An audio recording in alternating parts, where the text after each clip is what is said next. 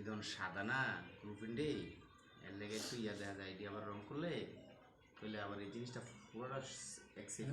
সাদার জালটা থাকতো না যে স্টিল দাবা কাটতে নকশা বানিয়ে রাখছে স্টিলের দিয়ে বানাবে কম দিছি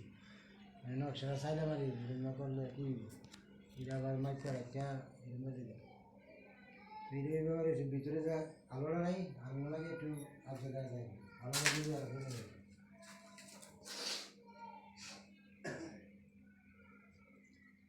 নিজের রেডি আনছি রিসার না এটা দিবি না